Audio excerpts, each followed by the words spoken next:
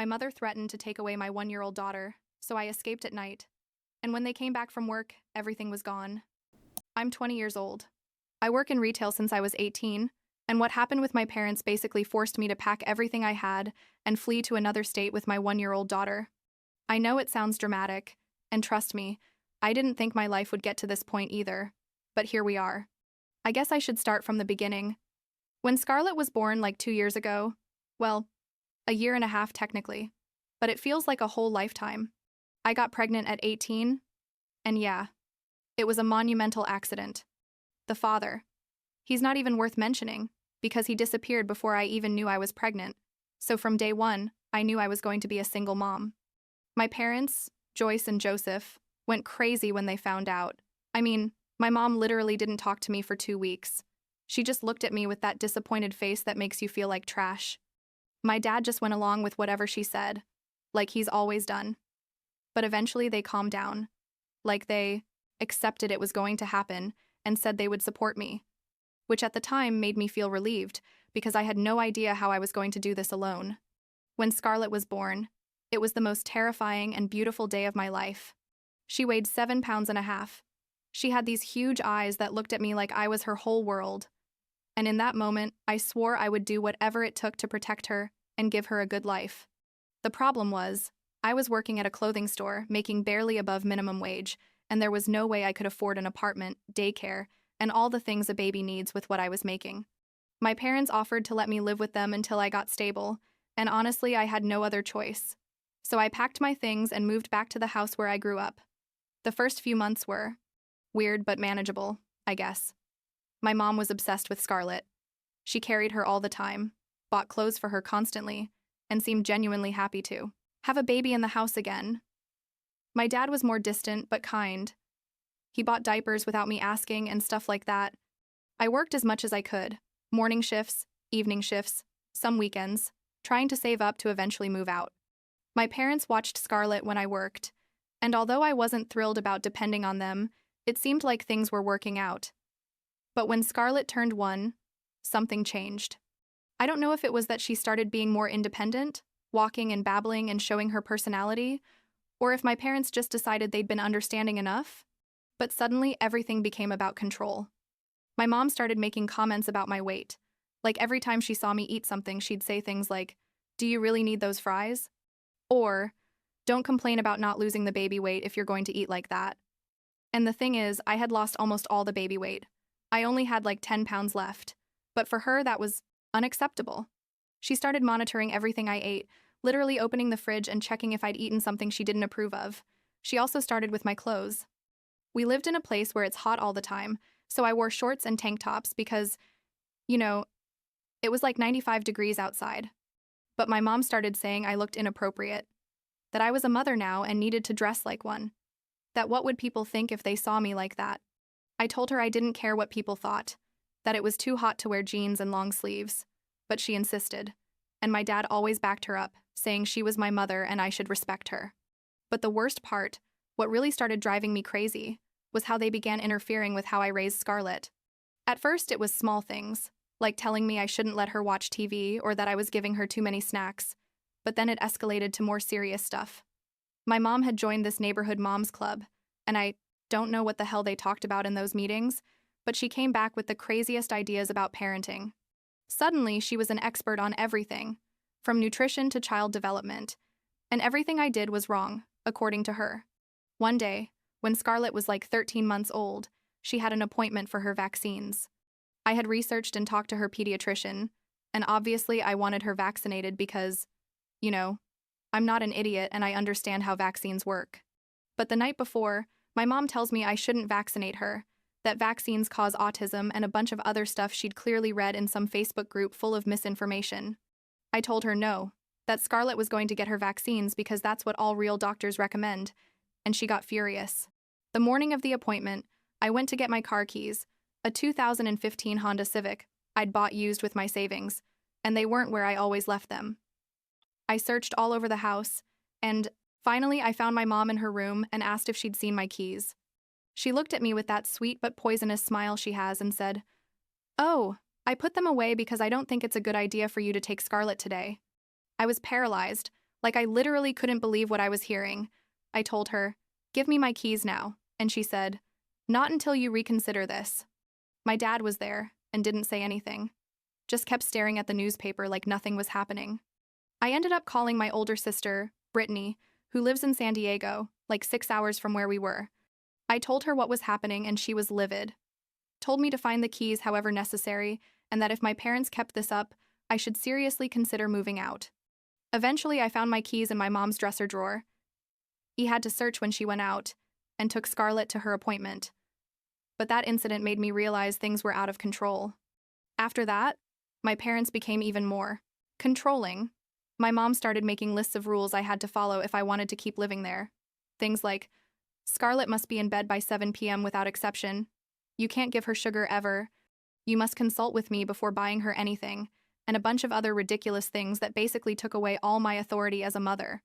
When I told her those rules were absurd, and that I was Scarlett's mother, not her, she started threatening to kick me out of the house. The problem was I still didn't have enough money saved to move out. I had managed to save like $2,000, which sounded good until you started calculating apartment deposit, furniture, daycare, and everything else.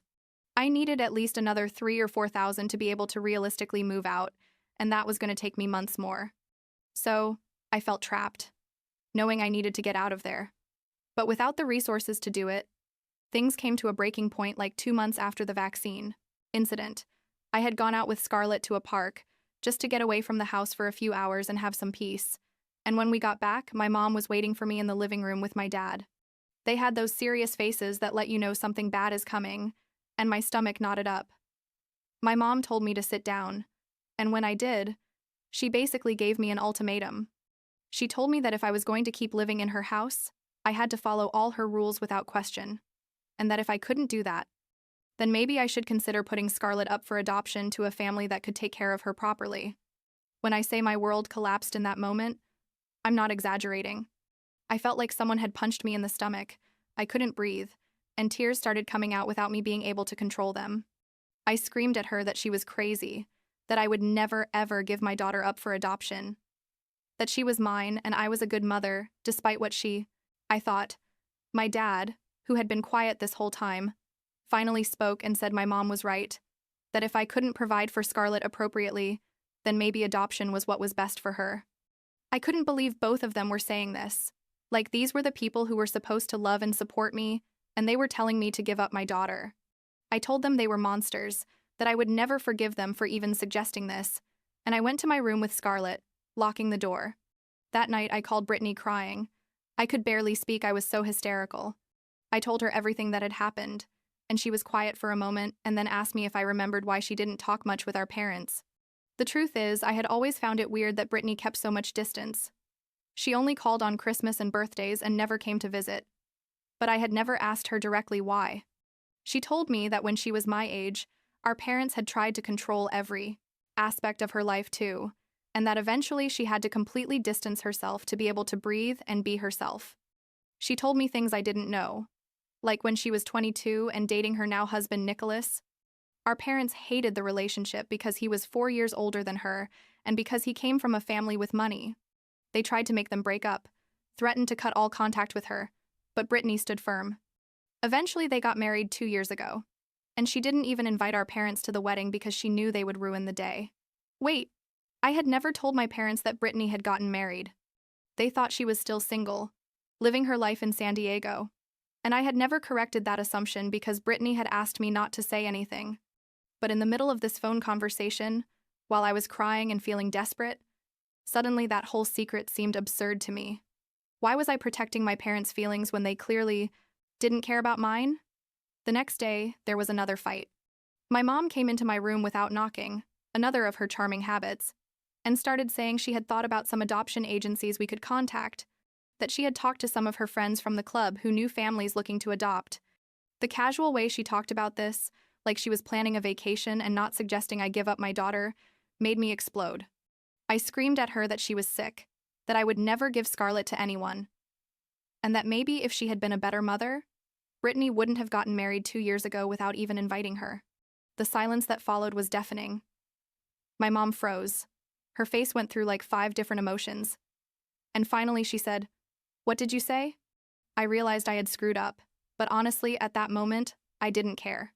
I told her, "Yeah, Brittany got married 2 years ago to a guy named Nicholas who's successful and treats her well, and she didn't invite you because she knew you would ruin everything like you ruin everything else." My mom left the room like a hurricane, and I heard screaming coming from the living room. She called my dad, and both of them started yelling at me, asking why I hadn't told them. How dare I keep that secret? And a bunch of other things. I honestly didn't process because I was too busy trying to keep Scarlett calm. She was scared by all the yelling. At some point, my mom said she was going to call Brittany and demand an explanation, and I told her to do it. That maybe Brittany would finally tell her all the truths I had been keeping. I don't know exactly what they said in that phone call, but it lasted like half an hour and I heard my mom screaming most of the time. When she hung up, she came to my room and told me to pack my things, that she wanted me out of her house by the end of the day. I told her, "Perfect, but I need time to find a place." And she said no, to leave now, that I could go to a hotel or wherever, but she didn't want me there. I was packing frantically, crying and trying to keep Scarlett entertained, when I heard the front door open. I thought maybe it was my dad leaving, but then I heard Brittany's voice. I couldn't believe she was there, like she lived 6 hours away. It didn't make sense that she had arrived so quickly. I came out of my room with Scarlett in my arms and saw Brittany standing in the living room, facing our parents. I had never seen my sister so angry. Normally, she's super calm and sweet, but at that moment she looked like a warrior ready for battle. She told my mom exactly what she thought of her, how she had been controlling and toxic her whole life, how she had ruined both our childhoods with her impossible expectations and her need to control everything. My dad tried to defend my mom, and Brittany turned to him and told him he was a coward who had never had the courage to contradict his wife, even when he knew she was wrong. Then Brittany turned to me and told me to pack the essentials, that we were leaving. She told me I could stay with her and Nicholas as long as I needed, that they had a guest room and that Scarlett and I were welcome. My parents tried to protest, saying this was ridiculous and that I couldn't just leave, but Brittany completely ignored them. She helped me pack some suitcases with clothes and Scarlett's things, and in less than an hour we were in her car, driving away from that house. We stayed at a motel that night because it was too late to drive the 6 hours to San Diego. Brittany got a room with 2 beds, and after Scarlett fell asleep, we stayed up talking. She told me more about her relationship with our parents, how she had tried for years to have a normal relationship with them but eventually realized it was never going to change. She told me that when she met Nicholas and saw what a normal, loving family was like, she realized how dysfunctional ours was. She also told me something I didn't expect, that she was 3 months pregnant. She was excited but also nervous because she hadn't wanted to tell our parents, knowing they would make it all about them and try to control every aspect of her pregnancy. She asked me if I was okay with her and Nicholas being stable figures in Scarlett's life, and obviously I told her yes, that they were probably the best influence Scarlett could have. The next morning I tried calling my parents to arrange, picking up the rest of my stuff, all of Scarlett's things, her toys, her crib, everything that hadn't fit in the suitcases. My dad answered and told me they had sold everything. Not donated, not stored, sold. Apparently, they had a garage sale that same day and got rid of absolutely everything that was mine or Scarlett's. When I asked him how they could do that, he just said that if I was going to abandon their house, then I didn't need anything that was there. I was devastated. It wasn't just about the material things. Although that hurt, it was more the message they were sending. Basically, they were saying they were erasing me from their life completely, and erasing Scarlett too. My mom didn't even bother talking to me. She just sent a text saying we had made our decision and now we would have to live with the consequences. The trip to San Diego was long but strangely liberating. For the first time in months, maybe years, I felt like I could breathe. Scarlett was happy in her car seat, babbling and playing with her toys. No idea that her life had just completely changed. Brittany put on cheerful music and told me about her life with Nicholas, how they met, what their house is like, what kind of work he does. He has an upscale restaurant in downtown San Diego, and from what she told me, they're doing pretty well. When we arrived at their house, I was impressed. It wasn't a mansion or anything like that, but it was beautiful. A 2-story house in a nice, quiet neighborhood. Nicholas was waiting for us, and he was super kind from the first moment. He carried our suitcases, tickled Scarlett until she laughed, and showed me the guest room that was going to be ours. It was spacious, had a king-size bed and enough space for them to put a crib for Scarlett, which Nicholas had already bought, by the way, without me asking for anything. The first few days were about adjusting. Scarlett missed some of her toys, and I was processing everything that had happened. But honestly, it was 1,000 times better than being with my parents. Brittany and Nicholas didn't judge me, didn't try to control how I raised Scarlett. They just offered help when I needed it and gave me space when I didn't. Nicholas turned out to be amazing with kids. He played with Scarlett all the time, and she adored him. Like a week after moving in, Nicholas offered me a job at his restaurant as a waitress. He said I didn't have to accept if I didn't want to, but that the pay was good, the tips were excellent, and that I could work night shifts so Brittany could watch Scarlett. I accepted because I needed the money and because honestly I wanted to keep busy. It turned out I was good at it. Customers liked me and the tips were really good, like double what I made in retail. My parents tried to contact me several times. My mom sent messages asking if she could see Scarlett, saying she missed her and that maybe we had overreacted. My dad called and left voicemails saying we should talk like adults. But I didn't respond to any of their attempts. I eventually blocked their numbers because I didn't want to keep seeing their messages and feeling guilty. The truth is, I did feel guilty sometimes. They're my parents, and part of me still loves them despite everything they did. But every time I considered answering them, I remembered how they had threatened to make me give up Scarlett, how they had sold all our stuff, how they had treated Brittany for years. And then the guilt would go away and only anger remained. 3 months living with Brittany and Nicholas, I had saved enough to move into my own apartment. I didn't want to abuse their hospitality, especially with the baby on the way. So I started looking for places near them. I found a small but nice apartment, 1 bedroom, only 10 minutes from their house. The rent was manageable with what I made at the restaurant, and I finally felt like I was building something of my own. Brittany helped me move, and Nicholas gave me some furniture they had in their storage. Scarlett had her own room now. Well, it was more like a space set up in my bedroom, but she had her new crib and her toys and she was happy. I was happy too. Happier than I had been in a long time. Things aren't perfect, obviously. There are difficult days where I feel overwhelmed. Being a single mom, working long shifts, trying to keep everything together. There are moments where I miss having my parents in my life, or at least the version of them I thought they were before. Everything became so toxic. But then I look at Scarlett, who's now almost 2 years old, and is the most incredible, smart, and happy kid. And I know I made the right decision. Brittany had her baby 2 months ago, a beautiful boy named Owen. I go to their house all the time, and Scarlett adores her cousin.